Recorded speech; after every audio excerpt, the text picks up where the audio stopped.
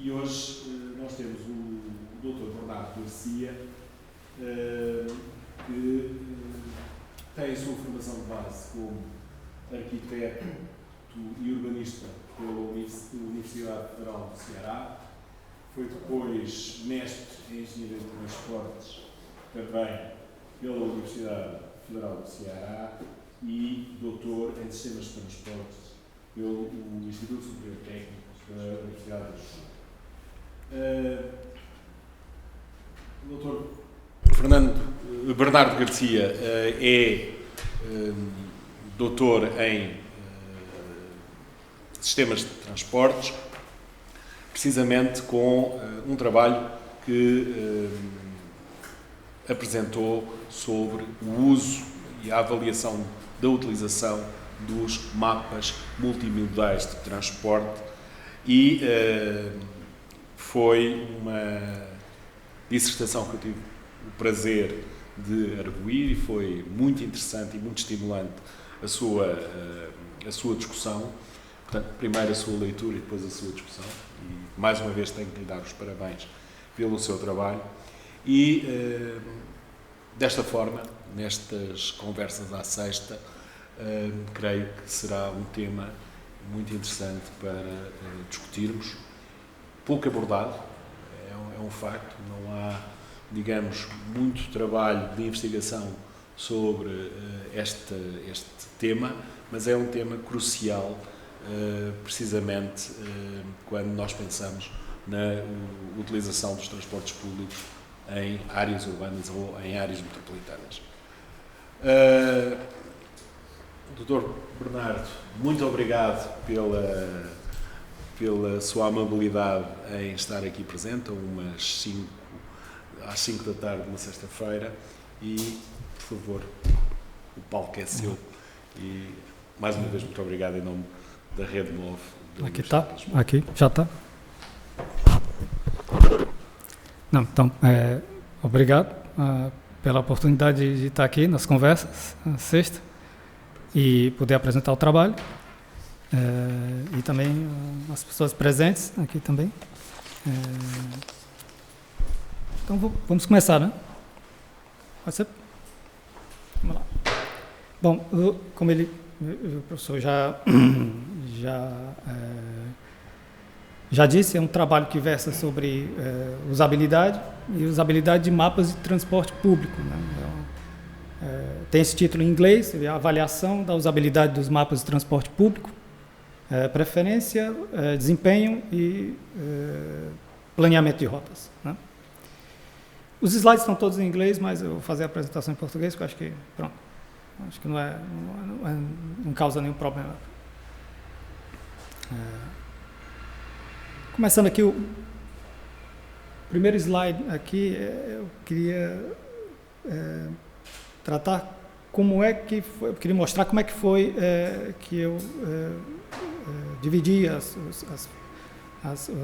secções da tese, né, entre introdução, o design de mapas de transporte público, a usabilidade deles. É uma estrutura que procura refletir a própria estrutura da tese aqui, mas basicamente é para esta apresentação, um pouquinho diferente, mais sucinta.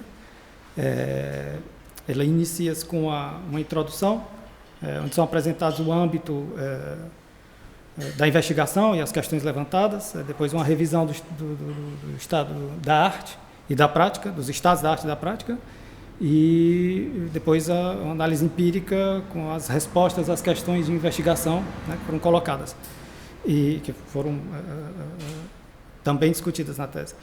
Daí, para finalizar, as conclusões, as limitações, o que se pode trabalhar como a investigação posterior.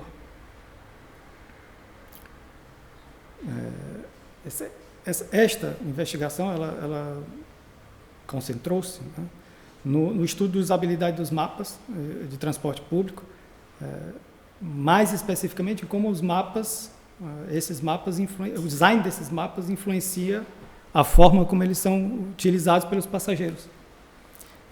dependendo das características do design deles, os passageiros podem ter um melhor desempenho, pior desempenho ao utilizar esses mapas, assim como podem ter preferências sobre essas características de design, além de terem um processo de planeamento de rotas influenciado justamente por isso. Então, o caso é que esses estudos de usabilidade de mapas, eles se têm concentrado exclusivamente em mapas de redes ferroviárias, redes unimodais ferroviárias, basicamente. E tem se limitado, basicamente, a investigar a influência das distorções topológicas na usabilidade dos mapas. Não há investigação, investigação factual da influência da forma como as linhas são graficamente representadas. Então, desta forma, considerando essas lacunas, três questões de investigação foram definidas para nortear o desenvolvimento do trabalho. A primeira, perguntas em inglês, a primeira é se existem diferenças na usabilidade de diferentes... se existem diferenças na usabilidade de distintos desenhos de mapas esquemáticos, no caso multimodais. Se essas diferenças elas são mais relacionadas a distorções topológicas ou ao desenho das linhas, desenho gráfico das linhas, né? Estilo de representação deles. E se esses diferentes desenhos de mapas esquemáticos realmente influenciam o planeamento de rotas multimodais dos utilizadores. Para conseguir guiar o desenvolvimento da investigação e responder às questões definidas, né, a metodologia considerada baseou-se em 3 blocos. Uma revisão de literatura, ali no primeiro bloco, estado da arte, estado da prática, uma parte sobre a revisão da teoria geral da usabilidade e também da usabilidade de mapas de transporte público, e, por fim, a análise empírica baseada nos testes de usabilidade para o caso dos mapas propostos, mapas multimodais de Lisboa. Sobre o desenho de mapas de transporte público, aí há algumas definições, por exemplo, o mapa de transporte público é um mapa que mostra a localização de todas as rotas de transporte numa área definida. Ele delineia o sistema de transporte inteiro para facilitar a navegação das pessoas, de quem utiliza, né? Serve para identificar a localização das pessoas, para identificar a origem e o destino dessas pessoas e, evidentemente, para determinar a rota que elas vão tomar, né? É um meio de se conseguir representar geograficamente o conhecimento que essa pessoa acaba internalizando.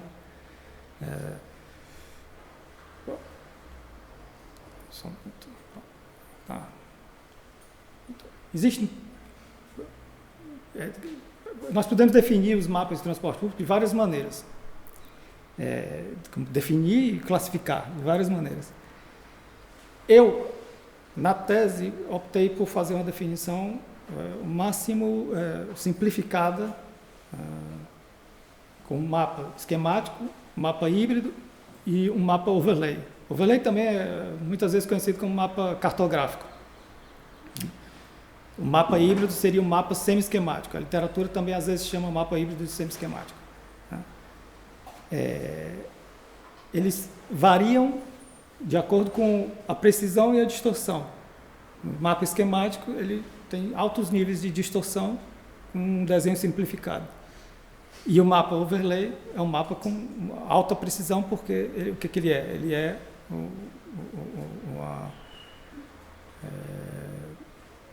como é que é? Ele é o desenho cartográfico da cidade, no caso, do meio urbano, e as linhas colocadas sobre as linhas, as carreiras colocadas sobre ele. Isto é, a precisão do mapa overlay é total. O mapa híbrido é um compromisso entre esses dois tipos de mapas, né? O esquemático, às vezes o mapa híbrido ele tem algumas coisas do mapa overlay, por exemplo, nesse exemplo aí de Madrid, essa é a cidade de Madrid.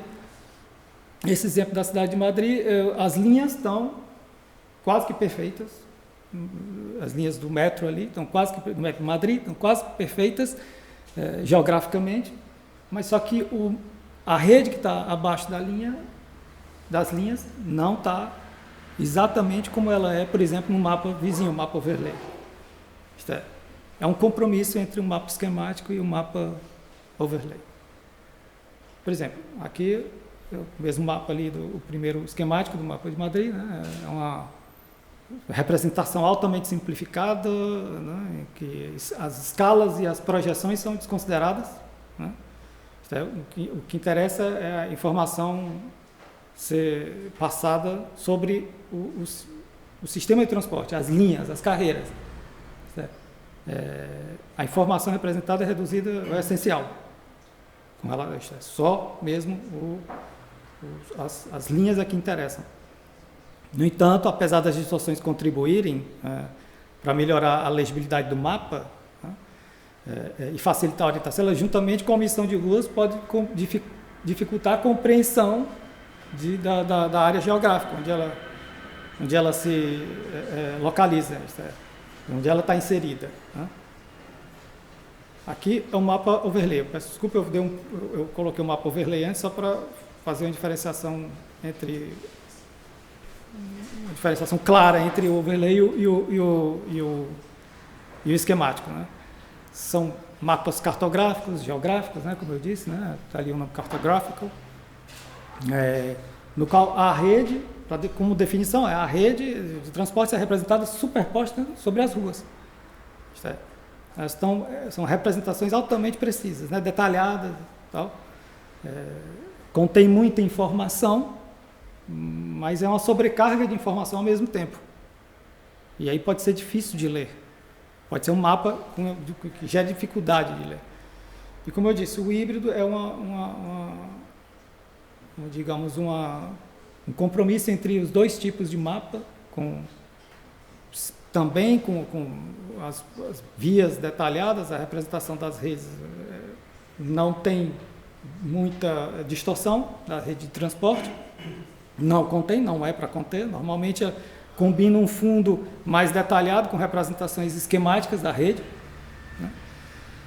E pronto, fornece mais clareza para o mapa, não deixa de ser. Agora, é um mapa também com muita informação sobre as linhas.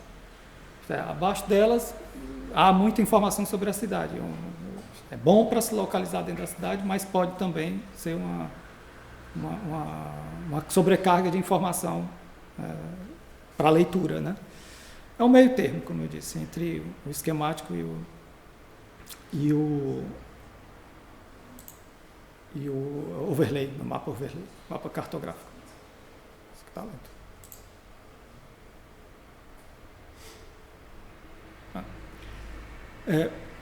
Para começar só um minuto que eu acho que pulou dois. Pronto, aqui. Então, essas são as definições, ali os mapas de Madrid, o esquemático, o híbrido e o overlay, com classificações de precisão e distorção. Dentro desses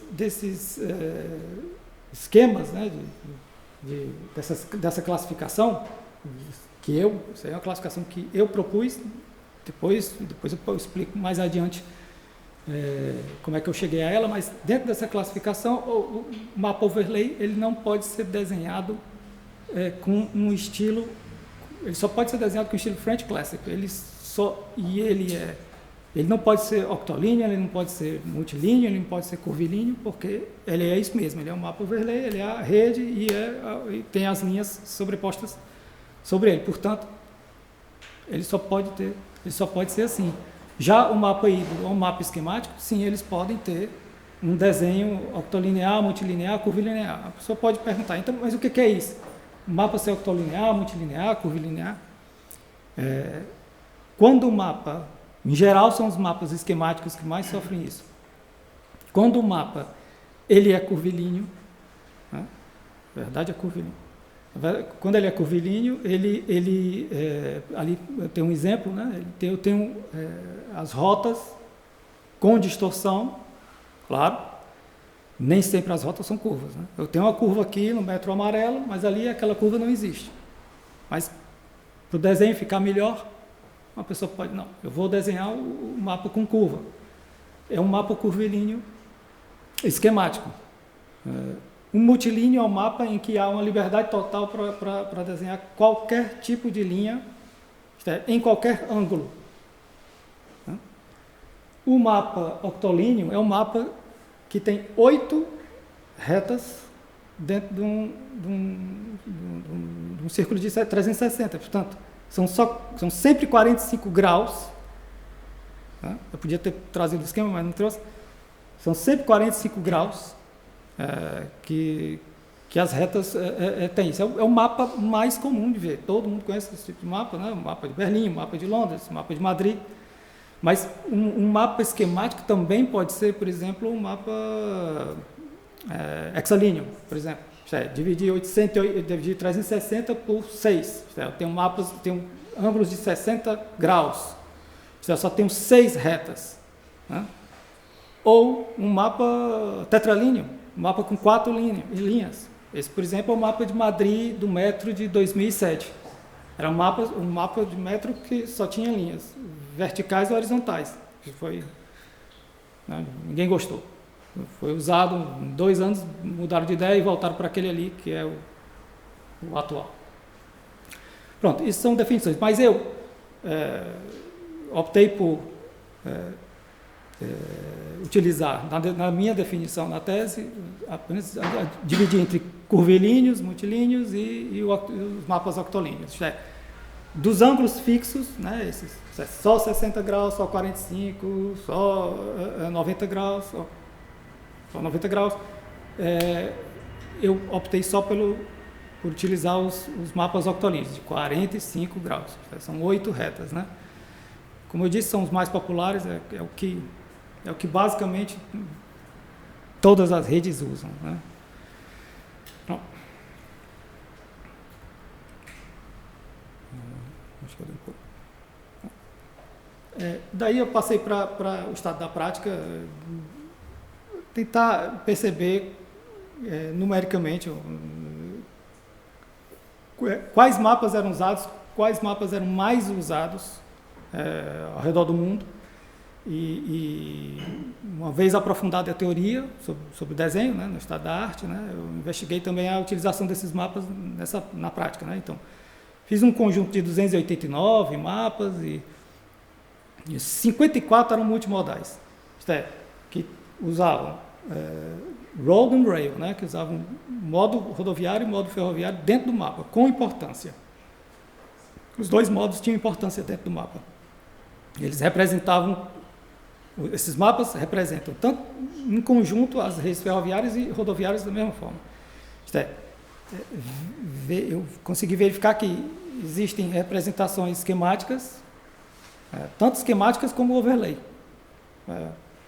igualmente utilizadas, basicamente. 41%, 39%, quase igual. E o estilo de representação, em geral, é o estilo French, o estilo que utiliza uma linha, cada linha tem uma cor. A maioria desses mapas representa redes e cidades da Europa, Canadá, Estados Unidos, né? Então,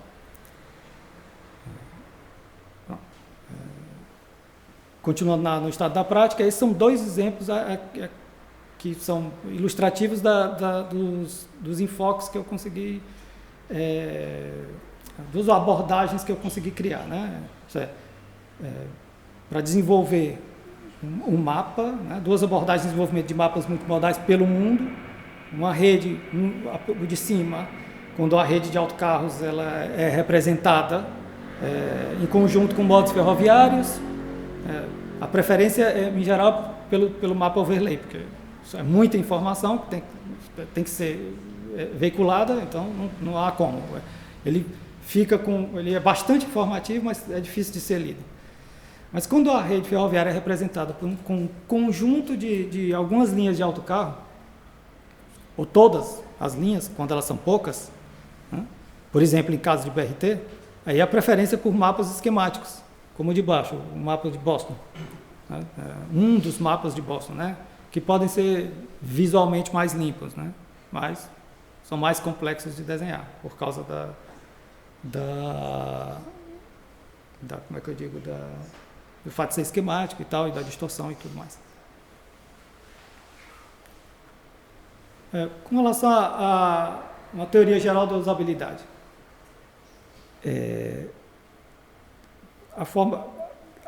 isso que eu acabei de abordar sobre o desenho dos mapas é importante, mas também é importante saber, entender a classificação dos mapas de transporte e como eles são desenvolvidos. É importante saber como eles são desenvolvidos, né, como eles são desenhados, mas é também importante saber como as pessoas os utilizam, né, e como esses mapas podem influenciar o planeamento das viagens, ou seja, saber quão bem as pessoas utilizam esses mapas e quanto elas gostam de os utilizar.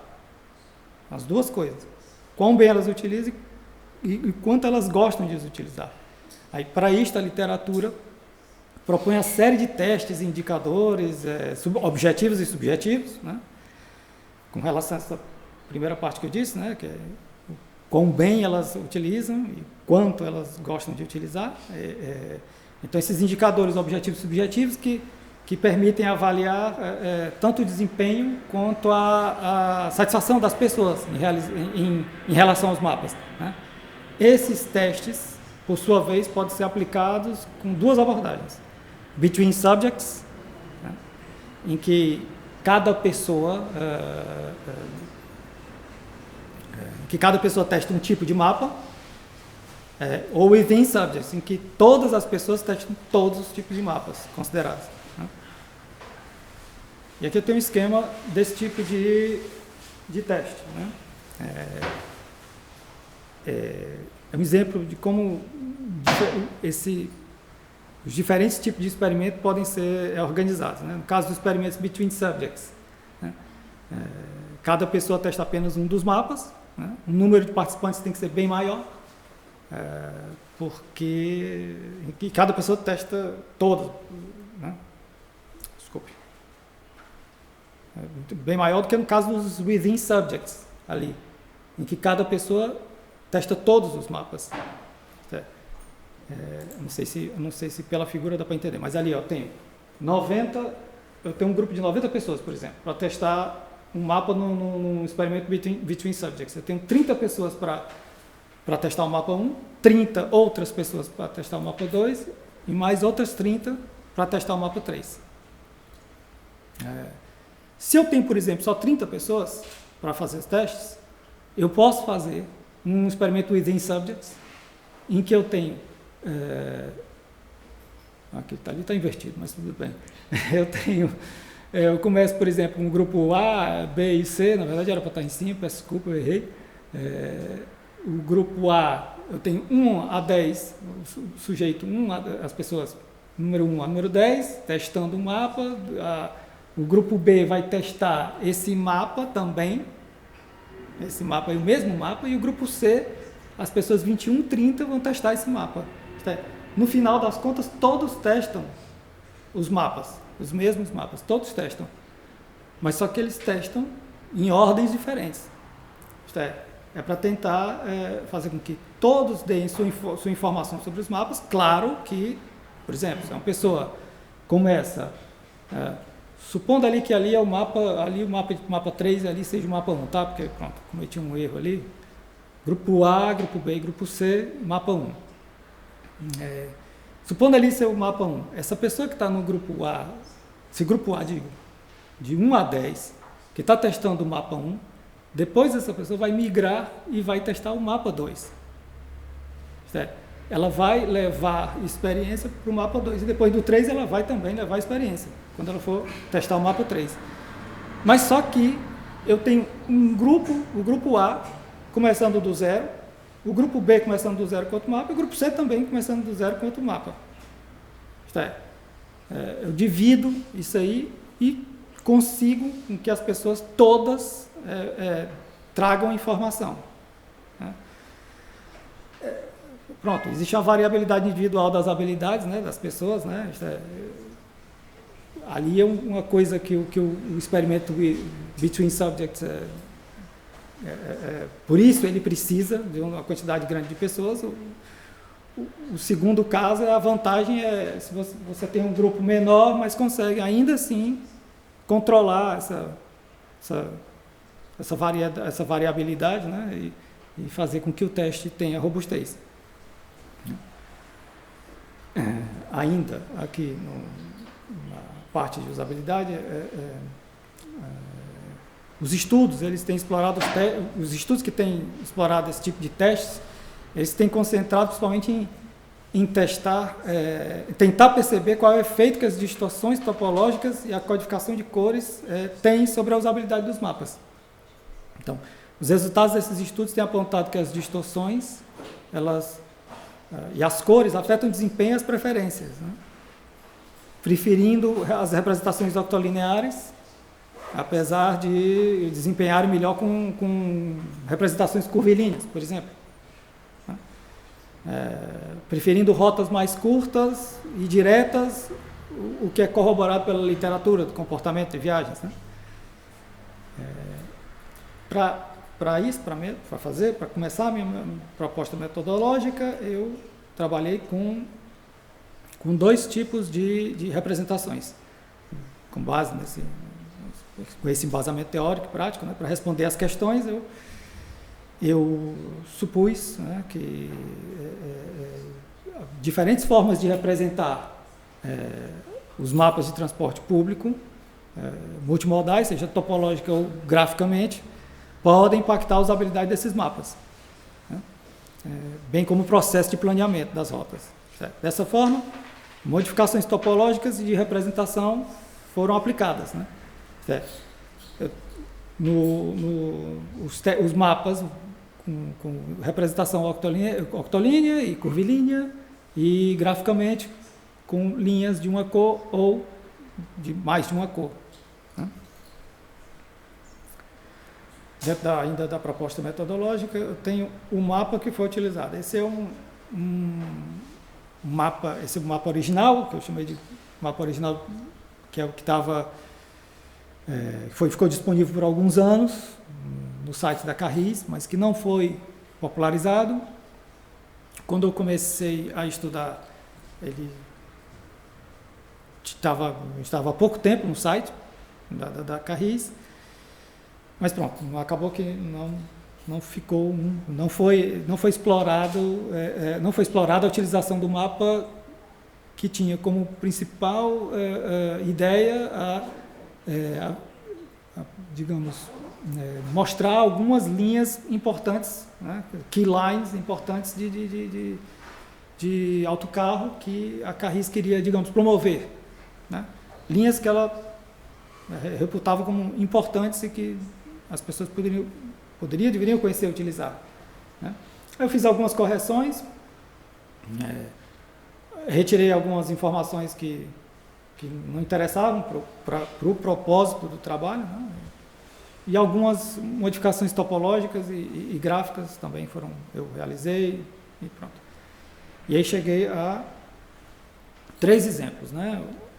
O exemplo octolíneo, Octolinear French Map, né? Que é o exemplo bem próximo do mapa da Carris, né?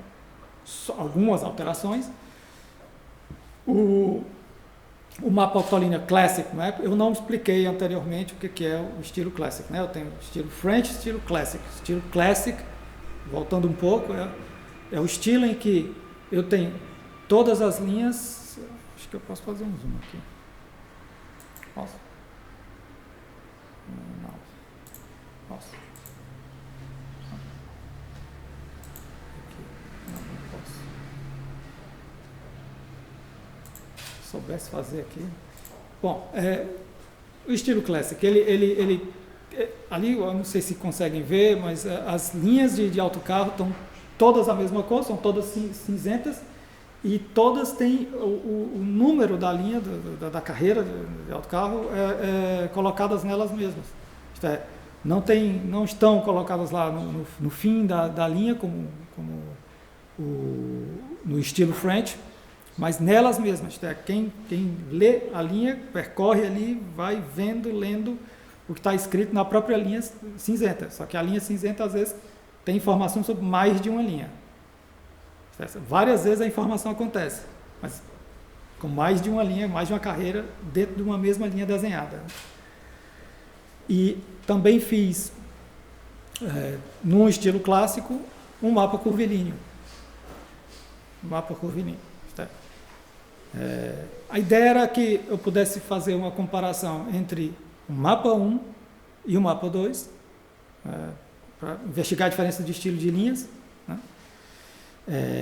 E entre o mapa 2 e o mapa 3, permitindo investigar a diferença na topologia, porque é a diferença entre o mapa 2 e o 3, né? É clara a diferença entre um e outro. Também poderia ver diferenças entre o 1 e o 3, mas é mais especulativo do que outra coisa. Bom, aqui a amostra que eu utilizei foi de 33 pessoas, 33 participantes, são 19 pessoas que se declararam mulheres, 14 homens, com essa idade média aí, maior parte dos participantes com esse graduados e a maioria nunca tinha visto o mapa original. Eles tinham também, coincidência, também 82%, limitada ou pouca, leve, digamos, nível de familiaridade com a rede multimodal de Lisboa. Conhecem a cidade, sabem, mas não tinham utilizado, não se guiavam pelo mapa, nem por outro mapa. E 43% responderam que utilizavam o transporte público transporte público em combinação com modo privado, né? Como principal modo de locomoção. Os resultados dos indicadores mostram aí que o mapa 1, que é próximo, né, praticamente o mapa original, é um mapa que teve a melhor relação em todos os indicadores de desempenho, né, ali nas tarefas, tarefa 1, tarefa 2, tarefa 3, ele teve os melhores indicadores de desempenho. Aquilo é tempo. Route Planning, 48.2, tempo menor, né, mas nem sempre foi, no caso dele, ele teve para identificação da linha, identificação de linha. Ele foi bem na tarefa 1, ali embaixo, mas não foi. O mapa 3 teve uma média melhor ali como é que é? Na tarefa 2, né? E o mapa 2 na tarefa 3, no Route Planning, né? O mapa 1, basicamente, também é o mapa preferido de todos, né? Em matéria de ranqueamento e de preferência, ali na parte do meio, né, de preferência. É realmente o mapa preferido, não há como. Eu vou voltar aqui para a proposta metodológica, quero ter dito isso aqui antes. Limited knowledge, né? Essa pessoa teve um conhecimento pouco, isso aí no grupo de Lisboa. Alguma experiência, tal. O problema é que houve, no começo do trabalho, eu consegui identificar algumas inconsistências na rede, na representação da rede. Então, algumas pessoas que eu trouxe para participar, na verdade, acabaram servindo como piloto, porque eu pude identificar essas inconsistências e utilizar como piloto, fazer um novo desenho do mapa, umas pequenas correções e tal. Também foram pessoas que demoraram muito para passar pelo teste, uma demora absurda, cansativo para isso. Não era um teste já que pudesse ter valor, porque a pessoa chegava ao fim do teste já muito cansada. Né? E pronto. Então, solução foi a correção de algumas dessas inconsistências que eu consegui ver e a redução do número de trials, no caso de pequenas tarefas que eles tinham que fazer, identificação, planeamento de rotas. Por exemplo, em vez de fazer 15 rotas, planear 12 rotas. Em vez de identificar 10 paragens, identificar 8.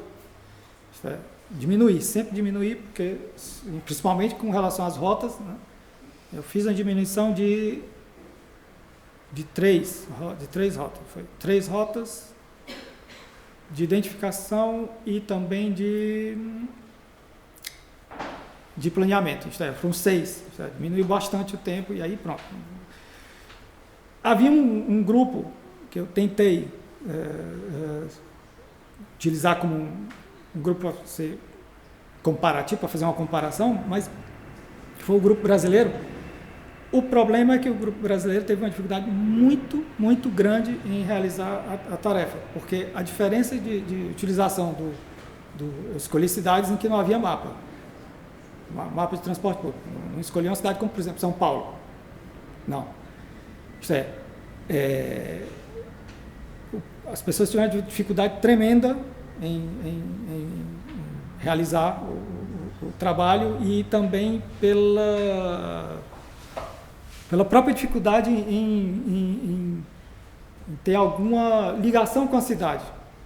Não necessariamente conhecer a cidade, conhecer a rede, nada, mas ter alguma ligação com a cidade, de entender o nome, de se lembrar que existe uma região tal com esse nome qual, eu posso me guiar por aí.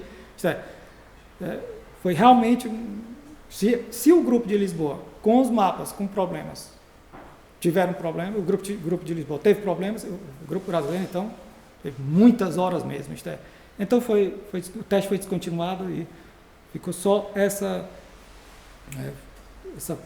amostra final, com as 33 pessoas que responderam bem, sem problemas, né? Porque, por exemplo, houve pessoas que participaram no experimento e que disseram, estou cansado. Então, essa pessoa foi eliminada. Se a pessoa diz que está cansada e não quer continuar, foi eliminada. Se a pessoa diz que, olha, eu queria parar aqui, mas depois eu completo, também não pode. Tem que fazer o teste. Quem pôde fazer o teste de maneira contínua, começar e terminar bem, pronto, teve o seu registro de contato, seus registros de contatos, né, considerados. Então, aqui, o procedimento basicamente foi esse, foi de dividir em secções, né, de familiaridade, os testes próprios de usabilidade, né, e esses testes, como eu disse, eu escolhi o experimento Within Subjects, né, tinha tarefas objetivas, tarefas subjetivas. Nas tarefas objetivas eu ia identificar estações, eu ia identificar transferências, local de transferências e também fazer o planejamento de rotas. Para isso eu tinha indicadores, né? Eu tinha que ter indicadores, né? Para eu conseguir reter dali o que me interessava, certo? O tempo de resposta, a taxa de acerto e eficiência de rota. A eficiência de rota é um nivelamento que eu criei para conseguir perceber como a rota era eficiente ou não. E as tarefas subjetivas, que foram classificação de afirmações, né? A avaliação da usabilidade e a atratividade do mapa, né? por meio de um score, e o ranqueamento do mapa. O ranqueamento era basicamente dizer qual mapa preferiu. Ao final de tudo, depois de testados os 3, dizer qual mapa era o preferido. Isso foi feito basicamente assim, com essas fichas que eu entreguei, com a seção 1, que era respondida aqui só a primeira página era respondida, até ali o mapa, depois essas questões ali, eram essas afirmações, o ranqueamento de afirmações era feito depois que a pessoa fazia passava pelo teste com o mapa, ia lá e fazia o ranqueamento. Depois fazia o teste do outro mapa, porque era o within subjects, né? Iam testar todos. Se fosse um between era muito fácil, fazia só uma vez isso. Mas como foi o within, a pessoa vinha e voltava sempre e respondia isso aí, depois ia para outro mapa, né? Por fim, depois de terminado tudo, ia para a seção 3 para um questionário sociodemográfico, né? E pronto. Essa é a imagem do mapa, isso é uma foto mesmo, fiz bater uma foto do mapa, isso é um papel laminado que eu entregava para a pessoa, e ela tinha ali na frente dela, e, por exemplo, esse exercício é o exercício de identificação de rota. Eu queria que a pessoa respondesse qual era a rota que ela fazia para chegar de um lugar a outro. No caso aí foi Igreja de Benfica, Olivais Norte. Então ali marcados, eu marcava, né, em vermelho, e começava a dizer, pronto, aqui comecei a contar o tempo, e ela ia planear a rota, né, aí ela escolheu o autocarro 746, depois a linha vermelha e depois o 759, né?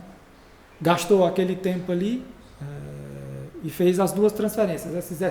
Nesse exercício era obrigatório haver duas transferências, né? Por quê? Porque senão eu não conseguia ver, eu não conseguia ter nível de complexidade mínimo. Eu não podia fazer um teste em que era só usar uma carreira, ir até outro ponto, fazer uma troca, certo? Eu precisava realmente ver como a pessoa conseguia entender o mapa inteiro, completo. As rotas, em geral, são assim, elas vão de um lado ao outro. Por mais que às vezes elas fiquem, por exemplo, só na parte norte ou na parte sul, mas elas têm um certo nível de complicação e pronto. Complexidade. Essa rota, por acaso, eu escolhi isso aí, é a rota mais curta do exercício, porque ela não era a única resposta. Havia outras respostas, por exemplo, pegar a linha azul, descer ali e trocar embaixo, fazer a troca embaixo. Havia opções para a pessoa fazer esse exercício, não era obrigatório ser com esse aí, com essa rota planeada. Depois que ela desenhava, marcava com X ali, onde ela fazia as trocas, dizia, terminei, tempo marcado e pronto, e anotado. Então, resultados. Primeiramente, em relação à tarefa de identificação de paragens de estações, né, o mapa 1, no global, ele foi muito bem, no metro também, muito bem, mas o mapa 2, ele parece que demonstrou mesmo mais clareza para as pessoas, ainda que a diferença tenha sido pouca. As pessoas conseguiram identificar mais rapidamente com o mapa 2 a estação que eu dizia na tarefa 1, por exemplo. Na tarefa 1, o exercício era... eu tinha uma lista de estações e eu dizia, olha, estação tal. A pessoa tinha que procurar no mapa onde é que estava a estação e identificar.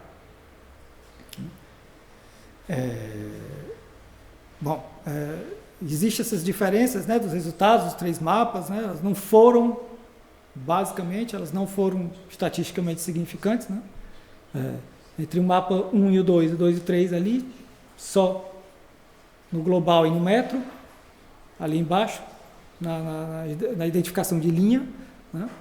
Mas não impede de tentar levantar possíveis razões para maior facilidade em identificar estações de metro.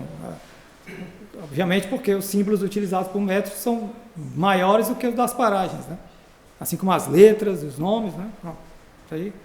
E a associação que as pessoas fazem entre a imagem geográfica da cidade e da rede de transporte, né?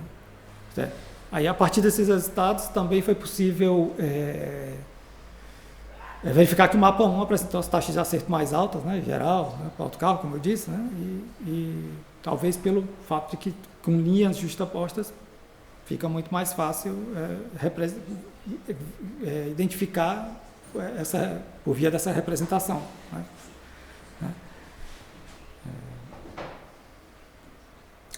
ainda com relação aos resultados, a tarefa 2 é a identificação de transferências, né?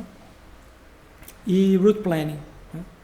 No caso da identificação de transferência, o mapa 1 apresentou tempos mais rápidos, mas o mapa 3 apresentou maior taxa de acerto.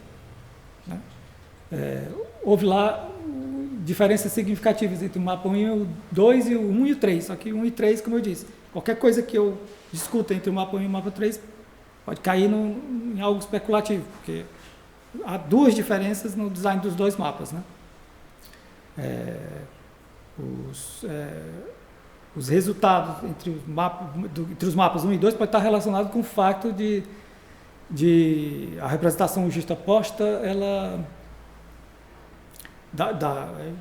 facilitar a identificação de interseções comparativamente como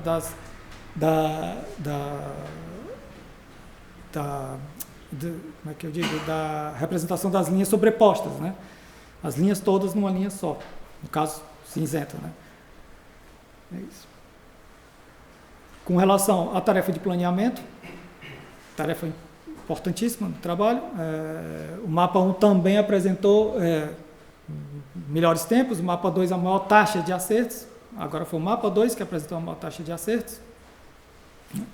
Talvez porque com o mapa 2, e aí eu já adianto logo algo, os tempos que as pessoas utilizaram para realizar a tarefa com o mapa 2 eram mais altos. E aí o que acontece? As pessoas acabavam por acertar mais com o mapa 2. É uma especulação? Sim, mas realmente, a pessoa parar e pensar mais, acreditar mais que pode errar, que não, isso aqui tem alguma coisa estranha aqui, pode ajudar realmente a pessoa a acertar, mas só que realmente as pessoas incomodavam-se com o fato de que o mapa 2 era para elas mais confuso.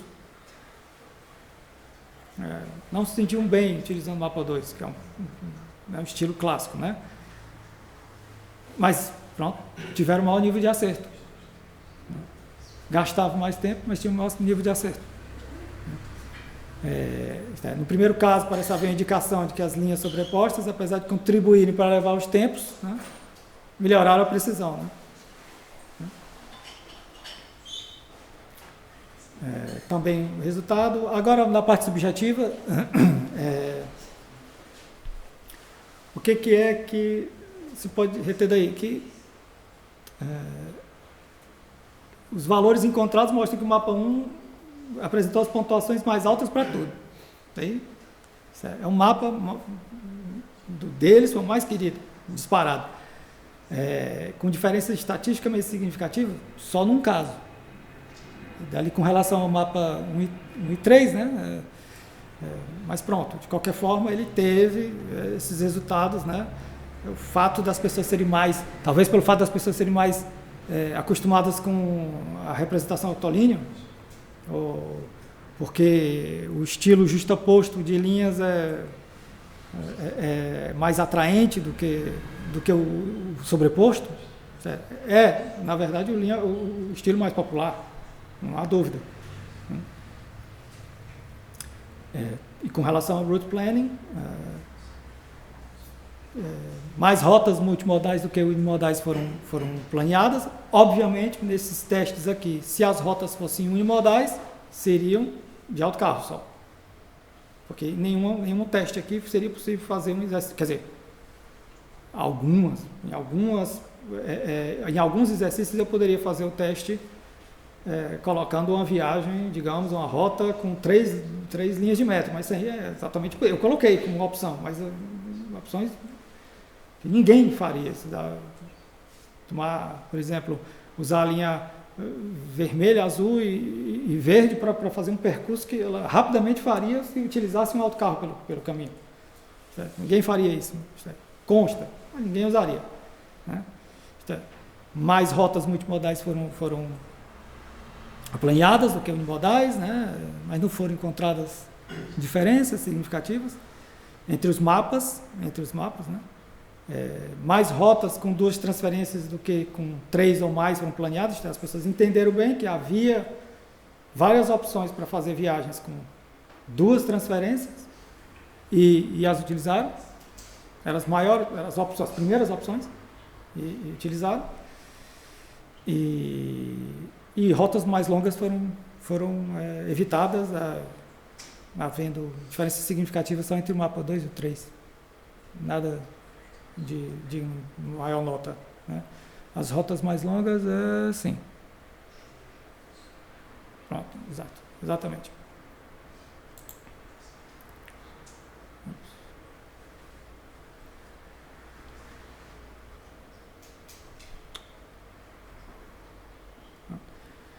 Pronto, com relação ainda às rotas planeadas, né, os resultados apontaram para maior proporção de rotas eficientes para o mapa 3, com diferença significativa para o mapa 2, que aponta para o fato da identificação, como é que eu digo, da representação curvilínea favorecer a identificação de rotas mais curtas e com apenas 2 transferências. Uma maior proporção de rotas ineficientes do tipo 2, eu acho que eu não coloquei a explicação, rotas ineficientes com 2 transferências mais longas do que 20% do caminho, né? Certo? Rotas bem mais longas. Uma proporção de rotas ineficientes tipo 2 planeadas utilizando o mapa 1, que é um mapa em que eu tenho a identificação da linha só no fim dela, só lá no fim do caminho, não ao longo do caminho, né? Com diferenças significativas para o mapa 3, o que também pode ser uma indicação de que a representação curvilínea contribui para a identificação de rotas mais curtas, né? No entanto, entre o mapa 1 e o mapa 3, né, os diferentes estilos de linha desses mapas também podem contribuir para isso, né? Pode ser o estilo de linha, pode ser o design dele. Infelizmente, não há resposta para isso. Uma maior proporção de rotas ineficientes tipo 2, planeadas utilizando o mapa 2, com diferença significativa para o mapa 3, o que também aponta para o favorecimento de uma representação curvilínea em relação às rotas mais curtas. E uma maior proporção de rotas ineficientes tipo 3, planeadas utilizando o mapa 2, com diferença significativa para o mapa 1, o que demonstra que a representação justa posta, né, parece facilitar a identificação de rotas mais eficientes.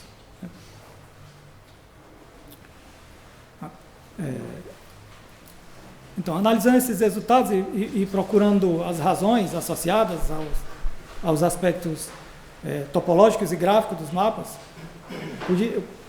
pude inferir, com base nos testes, né, efetuados, que o estilo gráfico das linhas parece afetar o desempenho dos mapas, com a representação justaposta apresentando melhor tempo e a sobreposta maior taxa de acerto, especialmente considerando o planeamento de rotas. Já as distorções topológicas parecem afetar tanto a eficiência das rotas planeadas como a representação curvilínea, sendo superior entre elas, com a preferência pelo mapa, né, como a preferência pelo mapa, com a representação octolínea sendo a mais bem avaliada, a melhor avaliada, né? Esta análise permitiu, então, a proposição de um conjunto de recomendações para o desenho de mapas que podem ajudar os seus criadores, quem faz o design, né, que é responsável pelo design, a tomar decisões mais embasadas, né, sobre as características do mapa, que deve ter sempre em consideração as características que pretendam priorizar, né? Então, para melhorar o desempenho do tempo, seriam representações de linhas justapostas, as mais indicadas, né? São as mais fáceis, a legibilidade é melhor nesse sentido, tanto na literatura quanto aqui. Para aumentar as taxas de acerto ao utilizar um mapa, as representações de linhas sobrepostas seriam mais adequadas. Aí, eu antes especulei, né?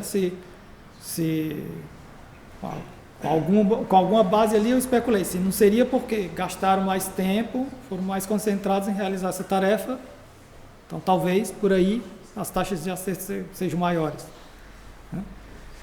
E para assegurar o engajamento com o mapa, representações octolíneas seriam as mais vantajosas, porque não há dúvida, as pessoas gostam mais das representações octolíneas, né?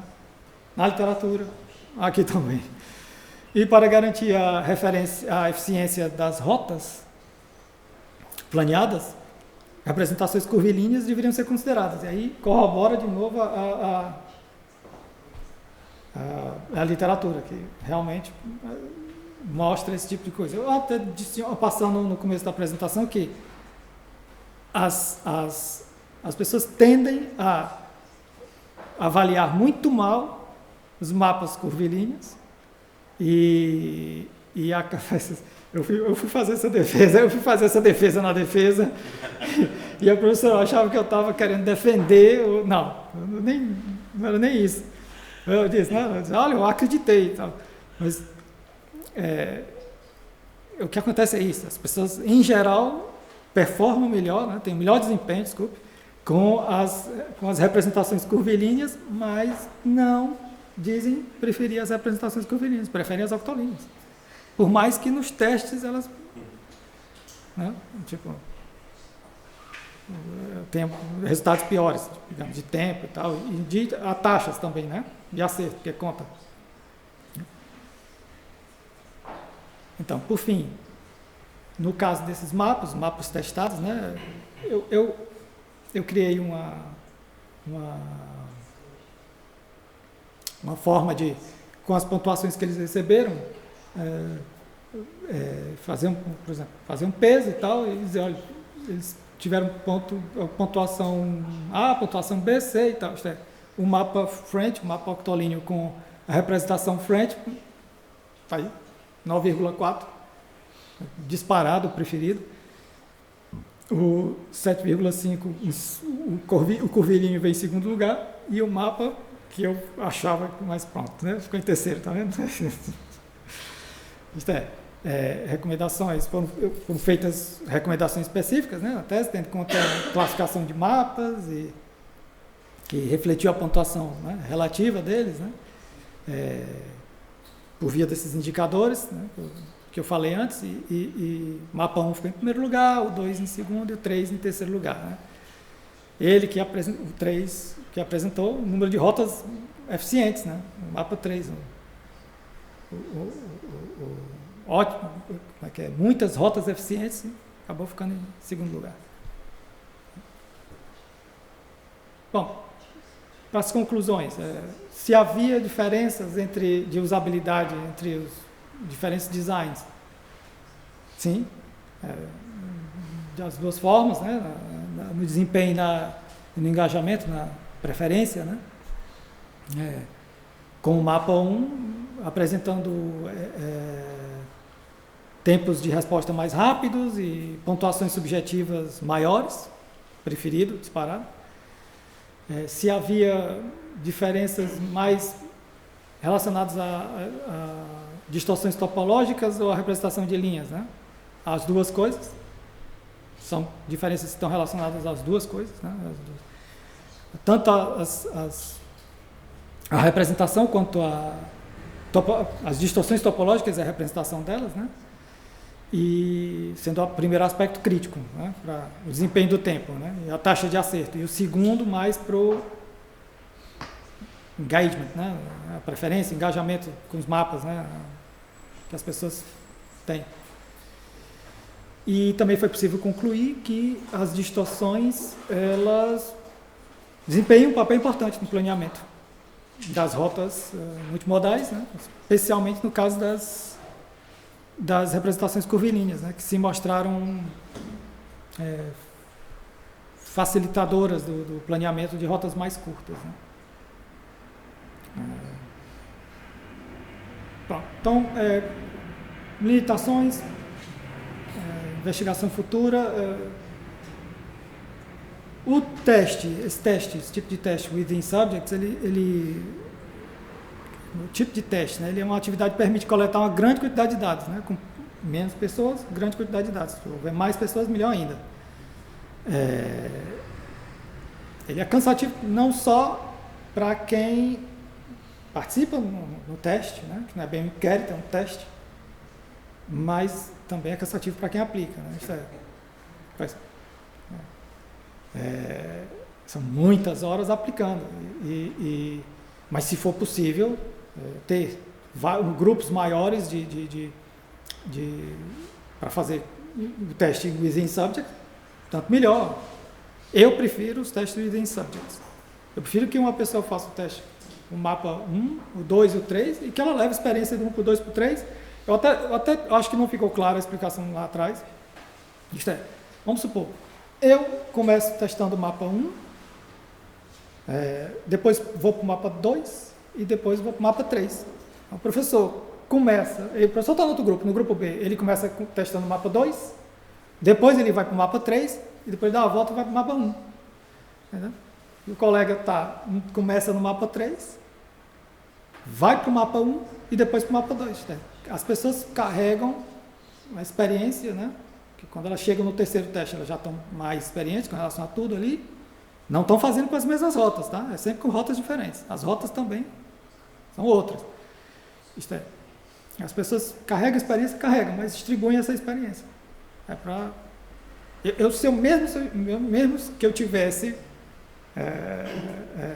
mais pessoas disponíveis para fazer o teste, eu faria within. Eu vou ter trabalho, mas vocês vão ter também. É uma atividade que, como eu disse, permite coletar muito, né? Um exercício que permite coletar muitos dados, né? Mas consome muito tempo, né? Uma forma de ultrapassar essa limitação é reduzir o número de tarefas. Para um próximo teste que eu tenho, ali já delineado, eu tenho realmente uma diminuição de tarefas. Por exemplo, eu me interessei pela identificação de estações. Agora acho que ou essa identificação de estações com menos estações, bem menos, ou então sair. Acho que interessa tanto. Número de estações, né? Diminuir ou acabar com essa tarefa, né? E também reduzir o número de tarefas com relação ao planeamento de rotas, né? Exercício de planeamento de rotas também diminuir, mas essa do planeamento de rotas é a mais importante, é a tarefa. Tem que ter cuidado, porque essa aí é a mais importante de todas. Os testes foram aplicados apenas com sujeitos pouco ou nada familiarizados com a rede de transportes, né? Então podia ser interessante aplicar os testes com pessoas familiarizadas com a rede, para investigar nível de sensibilidade, se pessoas muito familiarizadas atuam diferente, utilizando o mapa com relação a pessoas que não são familiarizadas. Há testes que são feitos assim, na literatura. Pessoas com muita familiaridade, pessoas sem familiaridade, pessoas, por exemplo, com familiaridade de uso do mapa, mas que por exemplo, um professor, estou aqui em Londres e eu faço o teste usando o mapa de Berlim. Há todo tipo de teste, esse seria um teste interessante a fazer.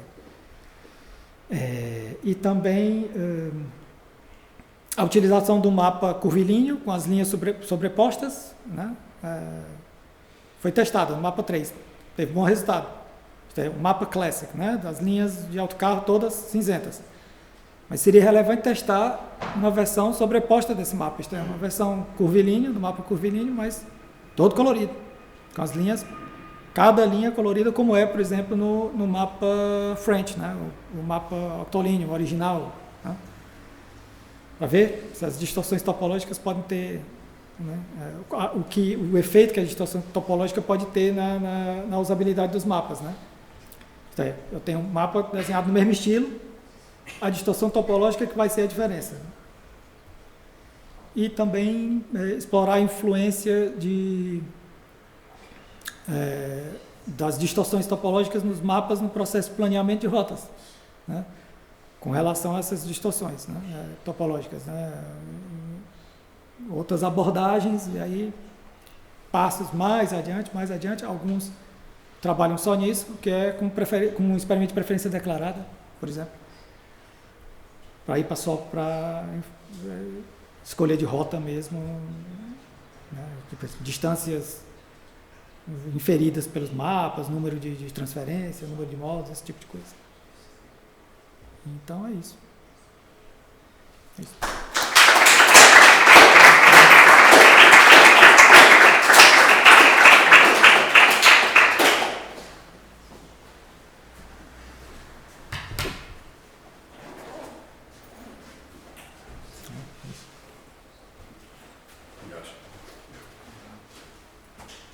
obrigado.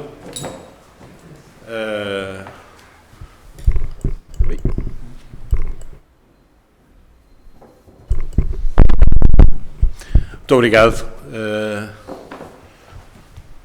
Dr. Bernardo, pela apresentação. Eu agora colocava a audiência, passava a palavra para a audiência para saber se têm alguma questão a colocar.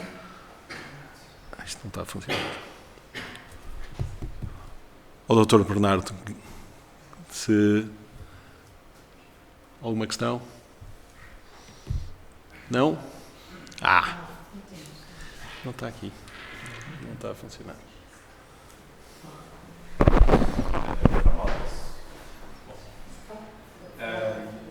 Não, dá para ouvir. Pronto, então era para saber se haveria a possibilidade, o interesse em fazer um teste, um quarto mapa que fosse do estilo octolinear, mas que combinasse o estilo clássico com o francês. Ou seja, em que as carreiras de autocarro fossem coloridas e ao mesmo tempo tivessem o número das carreiras ao longo dessa linha, em vez de no estilo francês estar apenas no fim. Seria um clássico, então, é isso? Seria um frente com clássico? Isto é, colocadas ao fim e ao longo? Sim. Não, porque na verdade o que eu queria... o interesse agora é em fazer um teste mantendo o French, né? Porque o estilo clássico foi... Não teve. Não. Eu achava que ia ter, porque a informação estava nas linhas. Mas as pessoas reclamaram mais de haver informação nas linhas, mais reclamaram do que agradeceram. Sei lá, tipo... Então, a primeira coisa que eu já imaginei então agora, dada a extrema popularidade do desenho French, do estilo French, e os bons resultados do estilo curvilíneo, né? Eu vou fazer, então, agora, no próximo teste, curvilíneo a French. Porque, realmente, pronto, é informação suficiente, gostaram. Agora, realmente, eu mantenho isso, né? A informação das linhas lá, escrita nas linhas, é bom, mas... Não correu bem. Não, é por causa disso do engajamento, né? Eu posso fazer o teste de novo, colocar lá, mas eu acho que as pessoas vão reclamar.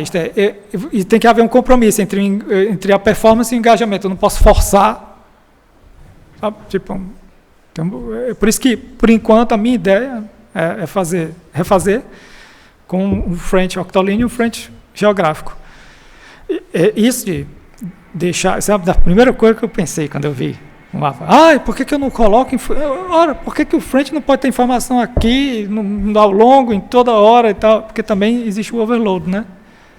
Se você coloca informação ao longo da linha e coloca no fim, não sei o quê, fica um mapa muito cheio de informação.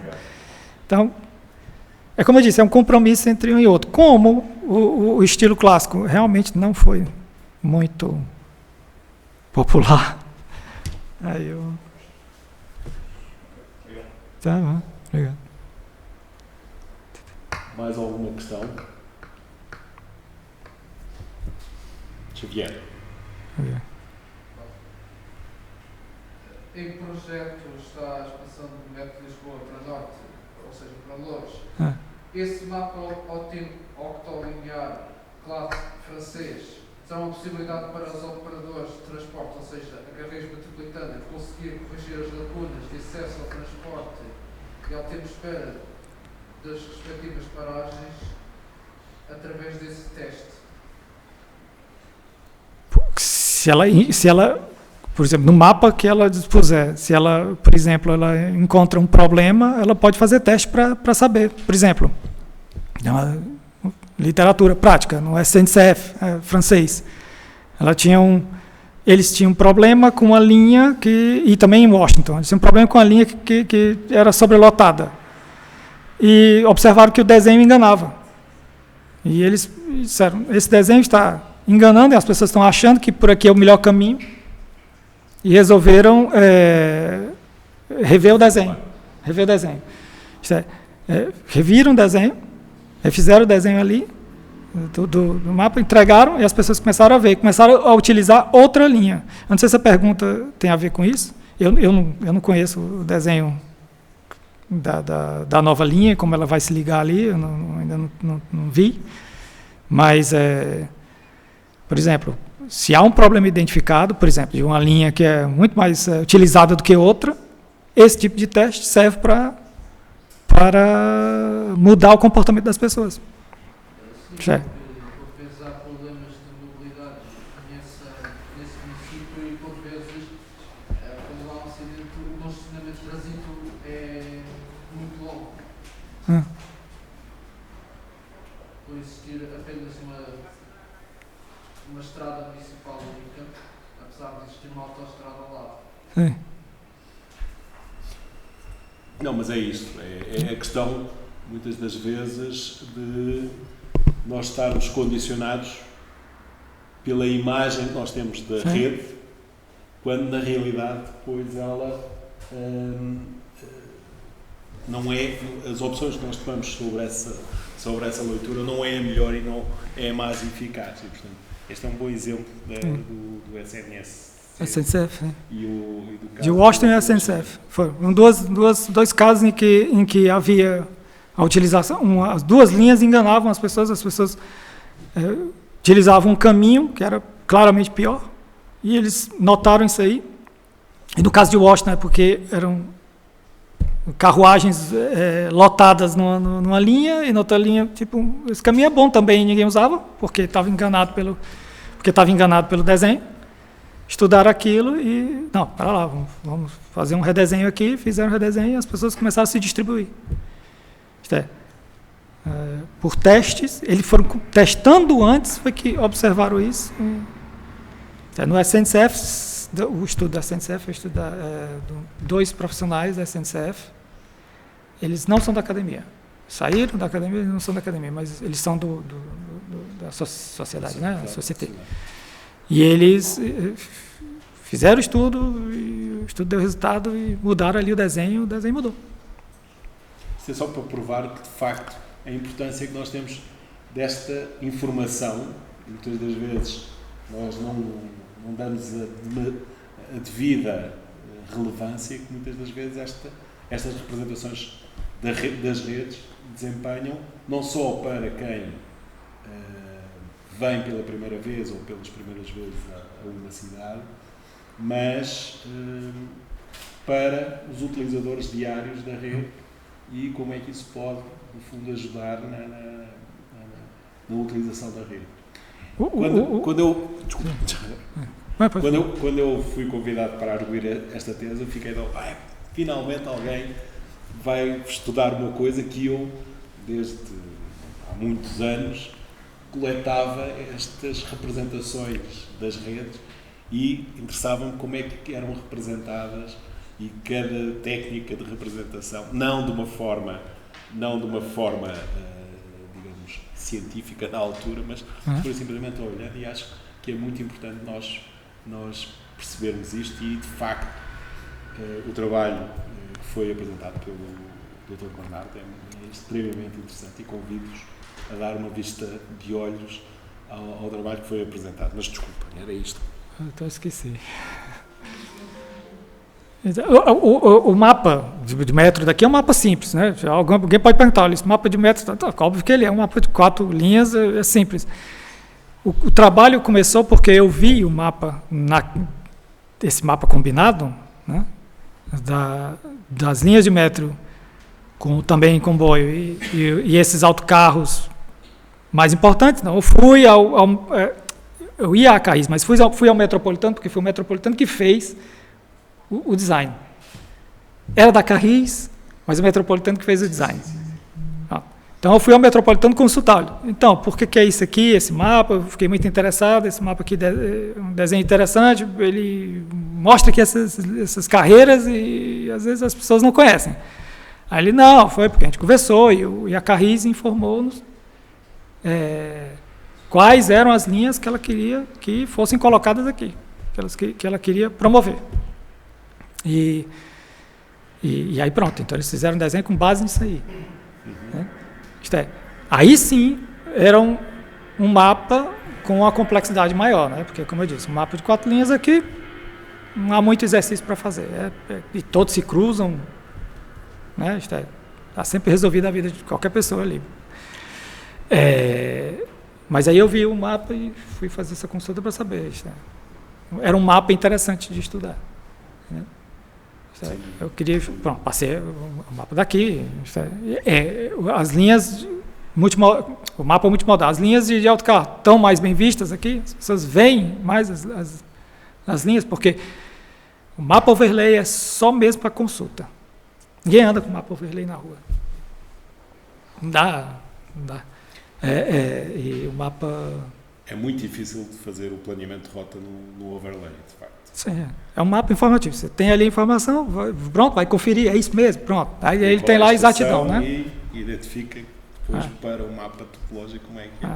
Mapas para resolver uma rota simples e tal, são esses 2 primeiros que eu mostrei, esquemático e o híbrido, né? Eu tenho uma história engraçada para contar. Eu já tinha entregue a tese, estava esperando para defender, e aí eu estava em Madrid. E aí a linha azul clara de Madrid desce na direção de Atocha, né, que está mais ao sul. Só que a linha, no esquemático, ela desce reta. Né? Reta não, digo, ela desce norte-sul, depois ela faz uma curva em 45 graus, né? Pronto, tem que ser 45. Ela faz em 45 graus. E ela tem 2 estações. Primeiro Tirso de Molina e depois Antônio Martim. E o Prado, o Museu do Prado está aqui. Museu do Prado, Museu Thyssen, estão todos aqui. Quem vê o mapa, pensa, olha, eu vou descer antes na Tirso de Molina, porque eu desço logo, e aí eu já vou logo andando. Porque está aqui, né? Está aqui, então eu posso descer logo. Para que eu vou ficar aqui mais tempo aqui e depois vou andar? A distância é medida no mapa. Quando eu disse ali 31 centímetros e meio, a distância medida no mapa. Pois é, a distância medida no mapa é igual. Né? Só que a realidade não é assim.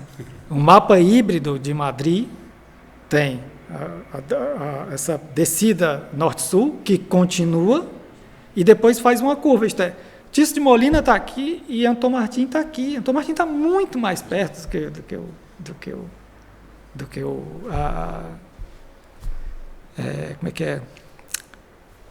do que Tirso de Molina. Tirso de Molina está para lá. Eu tenho, digamos, 700 metros de andada e o outro ainda tem mais 500, 600. É péssima, a escolha é péssima. O mapa esquemático claramente leva ao erro. Mas é aquele negócio, é o compromisso que o mapa esquemático tem de informar. Sim. Tipo, são essas estações aqui que eu tenho nessa rede, nessa linha em específico.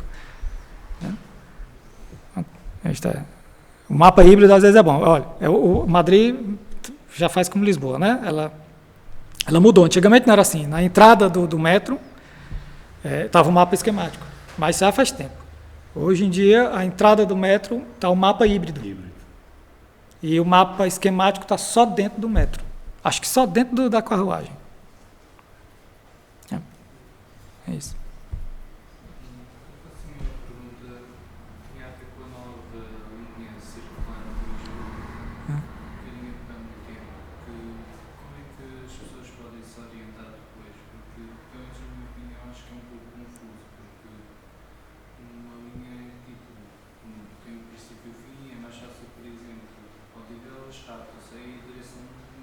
Mas como vai ser circular, como é que vão orientar Quem está na Avenida da República vai ter um que... Não, eu vi. Quem está na Avenida da República vai ter um comboio subindo e outro descendo. Isto Você vê tipo orientações, mas eu não sei, é uma boa confusão. Eu sei, por exemplo, que se for para a direção de Olivais, vou apanhar determinadas estações até lá. E dá-te a mesma coisa, então se for circular, tipo, eu posso dar a volta àquilo tudo e chegar ao mesmo sítio onde Tu tive.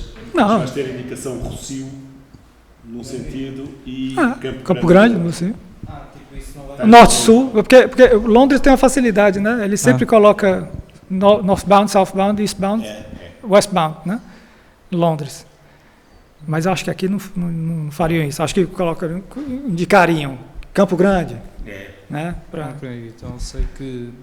Pronto, nas duas avenidas vai haver... Em Londres o pessoal então, se eu for... Em Londres o pessoal se orienta bem. Exato, se eu for... Com northbound, southbound. Exato, se for a Campo Grande eu sei que vou dar aquelas direções e posso depois ainda andar mais do que isso. Ok. Tipo isso? Ok. Não sei, que isso por acaso isso era uma coisa que eu ficava muito a pensar e fazia um bocadinho de confusão. Acho que vão utilizar sim, vão usar uma estação de referência, tipo Campo Grande, que vai ser o ponto alto em que ele bate. Ok, obrigado. Se chegarmos à linha circular, acho que ainda vamos para o lado. Eu não. Vai ou não vai? Eu tenho só uma questão. Não gosto de microfone. Tenho uma questão um bocadinho a montante das redes, do que nós vemos como utilizadores, que é da experiência que teve em contactar com as pessoas e com esta experiência, conseguiu percepcionar alguma coisa sobre a competência de ler mapas? Ou seja, é porque nós, na escola obrigatória, pouco trabalhamos isso. Quando passamos para a vida adulta, ou realmente temos contacto com o transporte público e consultamos, já não há mapas em papel, não é? Pelo menos eu já não tenho mapa em papel. Conseguiu perceber se as pessoas facilmente, a ideia de olhar para um mapa, como é que elas reagiam a isso? Ou seja, tinham logo aquele receio do não percebo nada disto? Tinham. Muito. Até exagerado. E sim. Mas pronto, depois se acostumavam e achavam interessante. E viam um mapa e diziam, olha que mapa lindo. E depois viam os mapas seguintes, digamos, mapa, por exemplo, uma pessoa do grupo A começava com o mapa frente. E depois ia fazer o teste, o segundo teste, com o mapa classic. Já começava dizendo mal. Esse mapa é horrível. Então, uma pessoa que começava com o mapa curvilíneo. Que é isso? Vai me dar isso para eu testar? Calma, vai testar os outros também. Eu acho que isto é uma informação muito importante para levar para o ensino e para esta leitura. No fundo são grafos, não é? Que depois se perde um bocadinho a leitura. Notei esta competência geográfica. Eu notei que as pessoas estão um pouco desacostumadas, mas eu não posso afirmar que elas estão pouco acostumadas, porque também eram pessoas que não tinham utilização grande da rede.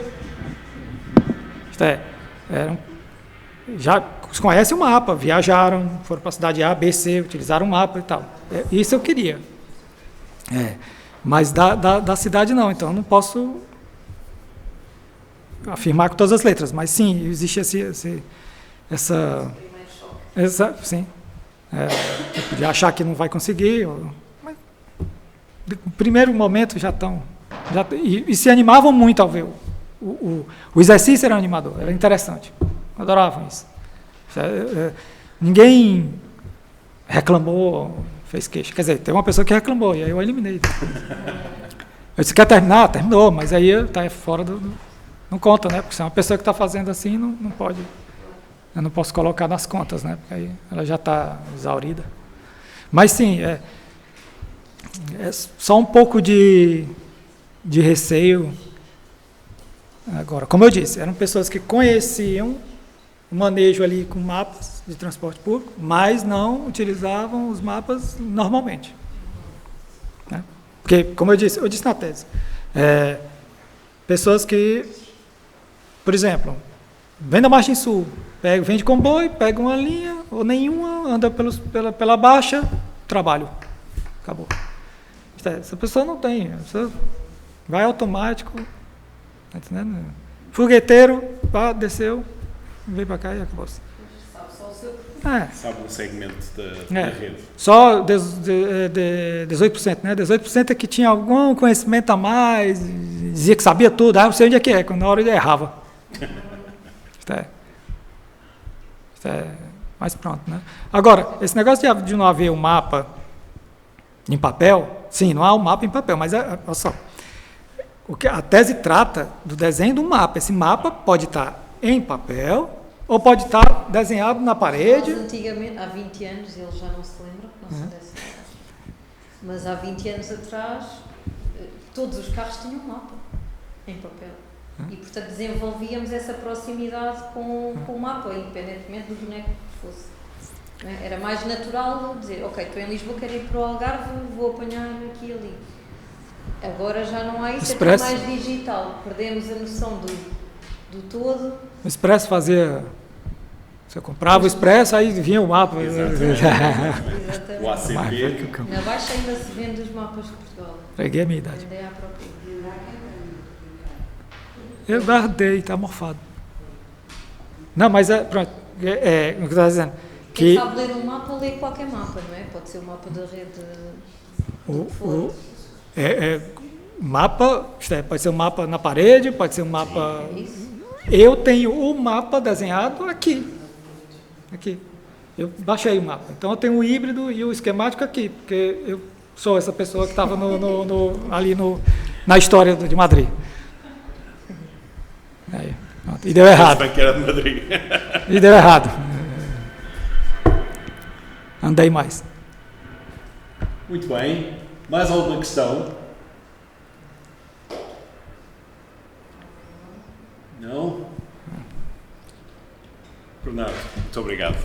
Foi um prazer. Eu acho que isto é um tema que tem pernas para andar. Claro. Para nós fazermos uma melhor comunicação do que são as redes e da utilização das redes. Obrigado também para vós, um bom fim de semana, espero que um bom fim de semana para muitos de vocês, e Não. pronto. Not really. Ok, obrigado. Se bem que a esta altura do campeonato, se for o Porto ganhar, não tá chato. Não vai. Porque eu vivo na chateação de ficar